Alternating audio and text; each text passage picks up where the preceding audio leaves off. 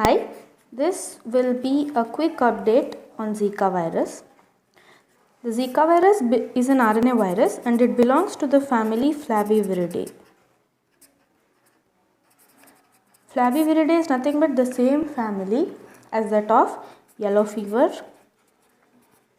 Japanese encephalitis and dengue.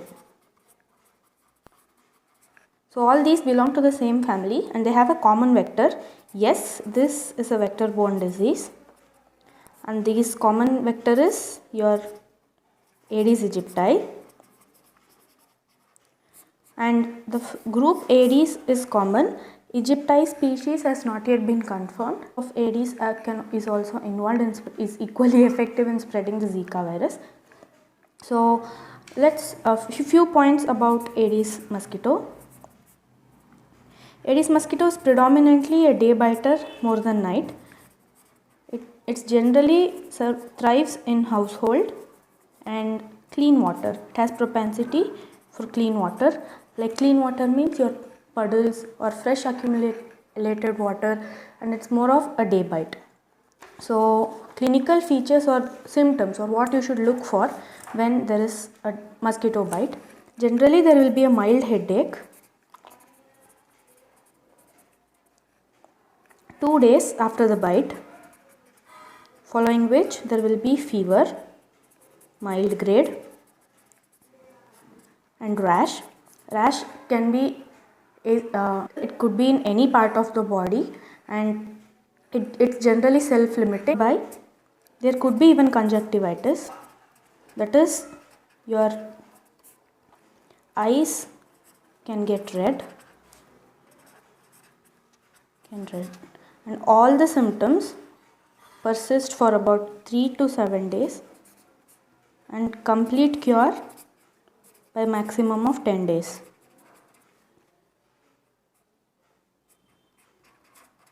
Complete cure within 10 days. So the treatment for this condition is generally paracetamol. Please avoid aspirin to avoid any bleeding tendencies, and all the information I have gathered from CDC, Center for Disease Control website. Now the reason why do we really need to know about this emerging new disease Zika virus, it's mainly because of its threats in the world, specifically for its very high infectivity. In few states of America like Brazil and also Africa.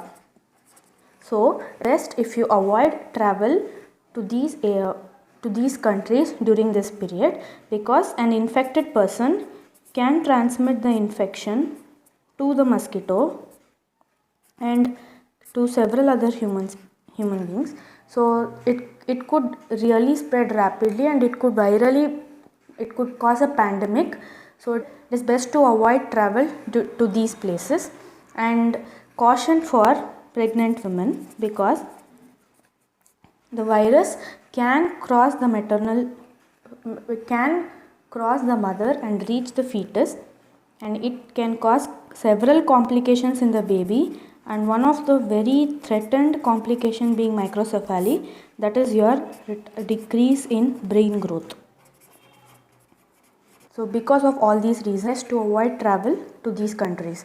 So now this is not just enough, you have to take a few protective measures, like you can use like mosquito nets, repellent sprays and repellent creams, and the best of all is protective clothing.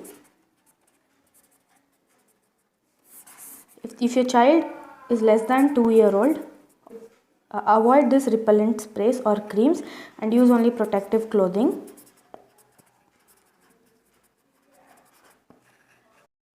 Unfortunately, these are the only few methods for prevention, but unlike the other members of the Flaviviridae like yellow virus and Japanese encephalitis, where vaccines are available against those viruses, but for Zika virus vaccines are yet under production. So these are the only methods available for prevention, but at least we know the habitat of the mosquito and also their habits, like they are predominantly morning biters, that is like the dawn. So real precaution in the morning hours of the day would be of great help. If you're pregnant and if you think you've contracted the disease or if you have already traveled to these, so you need to talk to your doctor about it and go for a blood test. If the blood test is negative, no issues. If the blood test is positive, or if you have any symptoms like mild fever, headache, rash or conjunctivitis, that is your red eye. So if it is positive, then the doctor will not just treat you but will ask you to go for a fetal ultrasound. Okay, so on fetal ultrasound, the doctor will look for fetal infection, whether the fetus has contracted the infection or whether any signs of microcephaly. So the dreaded infection, the dreaded complication we talked about. So in order to confirm the diagnosis, the doctor might ask for an amniocentesis on your baby to confirm the diagnosis. So you need to be doubly sure that you're not contracted with infection or you're not or your baby has not got the infection as well. So pregnant mothers with partners who had recent history of travel, it is best you avoid sexual contact and also know the status of your Zika. If you have any viral prodrome like mild headache, fever, rash or conjunctivitis. All the source of my information is from Central Disease Control and Center for Disease Control and Prevention, that is CDC. So I will leave the link for the CDC website below. So you would best be known which are the areas affected, and in case you're traveling, please avoid travel to those areas and please keep yourself updated and knowledgeable regarding the Zika virus. For more updates, please subscribe to the channel. For queries, leave your queries in the comments below and I'll be more than happy to answer them.